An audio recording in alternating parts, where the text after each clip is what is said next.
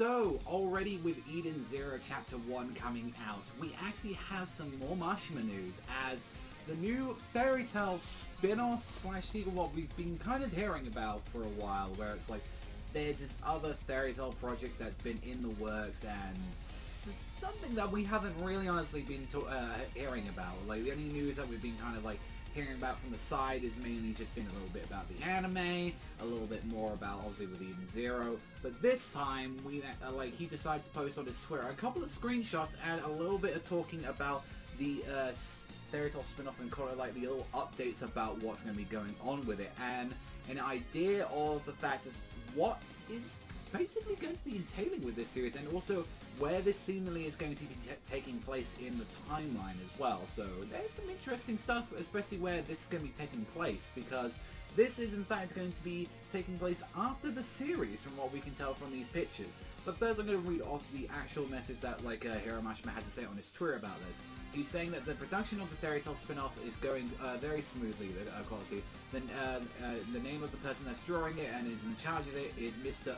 Atsuo Ueda, and should be quite the content that to set aside the fans, and like he was kind of expecting that.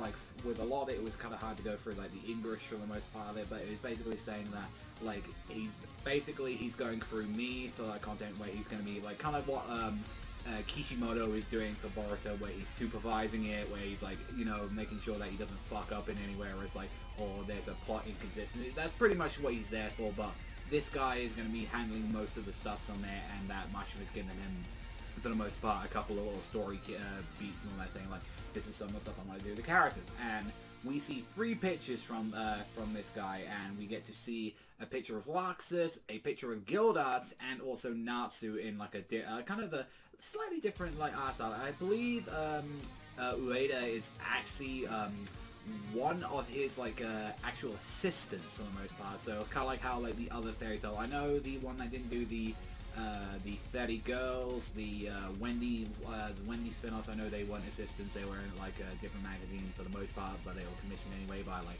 Kondansha. I believe the Grey one was one of his assistants as well, and then also he worked on Zero by himself, and I don't know about Road Knight personally, whether or not that was done by an assistant or not. But this one, from what if I believe so, Ueda did work on the Fairy Tail manga for a little bit with him. However, if people don't know this guy, he has actually done one manga previously, and that was something known on there that only was like 4 volumes or so. When I was like searching up the guy, and it's Dr. Prisoner, and this is a series that like kind of only lasted a year or so. This like lasted like around about like from like 2016 to 2010. It had like 4 odd volumes, right? And like it was published in a weekly shonen magazine, so like it's someone that's worked in the magazine for stuff before, and this might just be a little series to him to like, hey, like work on this while you were like working on Fairy Tail. So it's interesting enough that it's like he had his series. That's why I think like he worked on Fairy Tail for a little bit, and then he jumped off. Like that's kind of like how a lot of people do. Like an example is that the creator of Nisekoi, one of his assistants kind of jumped off to make We Can't Study afterwards. Same thing with like some of Kishimoto's assistants. They were like one of them worked on like the Rock Lee kind of spin-off, and then Sasuke stuff. Like they all normally jump around to like kind of either work on their own like producers' work while they're making their own stuff to make a bit of money on the side.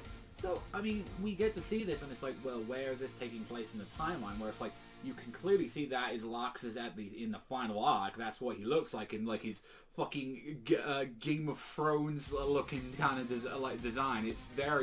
It's so clearly inspired by it, because it's like a fucking Mashima is obsessed with Game of Thrones. He's shown it so many times, like when he's been on Twitter or in interviews.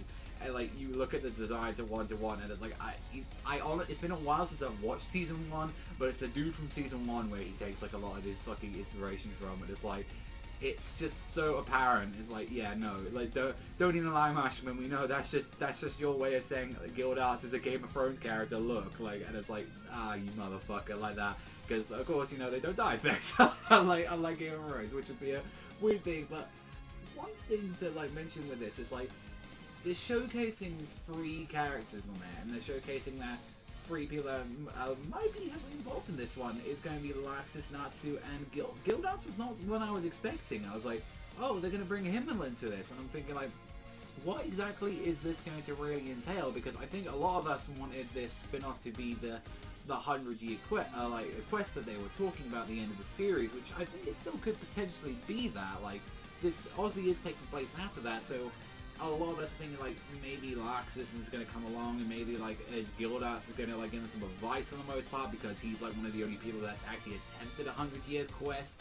So, that's where it's going on at the moment in the cogwheels and stuff, where it's like, this is what particularly is going to be what maybe the main synopsis of the story, but we still don't know any other information apart from this. This is the most information that we've got so far, and everything else other than the pictures and all that, and what like was said on the actual Twitter feed itself, is the only proof that we've had. Everything else that I've been saying has mainly just been coming out of what I personally think that might be going on with this series, and also as well where like potentially he may want to lead it, because some of this you can go pretty much anywhere that he wants for the most part. You can take it place after Alvarez, you can do any of this stuff, but personally, like, I was very disappointed by the ending of Fairy Tail, where it's like it left a lot open, where it's like I kind of want to see a little bit more about that, and especially with like the fun arc and how stuff was handled, it felt kind of like he wanted to end it. So it's like, this is where a point where it's like, hey, for some people that were like me, that was really bummed out the ending and want to see a little bit additional on there, and maybe kind of get the side test to some of this last stuff of Alvarez out there, like Mouth and all that, then this might be for. I mean, this is coming off like as well how worried I was that E.N.D. Zero, and like the first chapter, I was really pleasantly surprised at how much I enjoyed it. So like, I really hope that it kind of keeps up with that, and it's like, this is something where it's like, no, this is like, it just felt more like, I hope it's more the case that it's like, this is now something where it's like, no, I have a great idea, and not being forced to, where it's like, alright, it's more Fairy Tail, because it, like, if it is the case with that, it will just show that he really didn't care for the series after a while, and he just got burnt out. That's just like, that's kind of where I feel like with a lot of what happened at the end of Fairy Tail, is like, you could just tell when he stopped giving a fuck for the most part, where it's like, burnt out. But then again, a lot of these Japanese creators are like doing this day to day for the most part, so you don't fuck. I'm still surprised that people like fucking Oda, Kubo, Kishi, Hiro, like a bunch of these dudes like continued on for 600, 800, so many odd chapters, and still gave a slight fuck to even be bothered to finish it, because I know most people and all that, like, that I've known, wouldn't even have half the fucking commitment to do some of that shit. So like, the end of like the story's quality is still a thing also you can talk about. But then again, even no matter what, how much I lost interest in like a lot of the series that I've mentioned like in there, and the other stuff on there, like even regardless if I don't talk about some of them like as much as I do as I used to, it's like, one thing I always will give credit like manga authors anyway, especially on the weekly ones, even the fucking monthly ones, is like the amount of commitment and effort goes into even doing a weekly chapter to a fucking monthly. Because I like things like where you hear in interviews like Kishi now, where it's like, I can't do weekly anymore. Same thing with like Oda, where he has to take breaks so often now because like his hands are being destroyed by like continuously working. Same thing with like, and then you look at the people that have really great fucking, like you look at motherfuckers like Araki that was just doing that shit, and he's still got the creative juices flowing like for over decades and shit like that. It's like, and like Miura, and it's like, fucking cry. Like, these guys just like are working their asses off all the time. Like, oh, maybe not Miura for the most part. Like, he's taking those breaks every like couple of years and all that. But it's like, yeah, like at that point it's just like, geez, just take that time off and all that for the most part. But I hope that wasn't the case with like Fairy Tail. I hate to feel like that was kind of the shitty hand that we got dealt with, where like, I'm fucking done with this stuff. But overall, I want to know what you guys think of that. What do you think about the spin-off and all the information that we've got so far on that? I mean, definitely I'll be keeping on tabs with this. Like, we're probably going to be hearing more now that even Zero's out, that we're going to be hearing more about the spin-off and potentially the anime as well. Like, we hadn't heard anything for a while, and apparently that was supposed to air, like, you know, sometime this year from what, like, Hiro was saying. So I think, like, if anything, it still could be down for, like, the fall kind of year, so we'll have to wait and see. But that's all for me. Thank you so much for watching, and I'll see you guys, though, next time.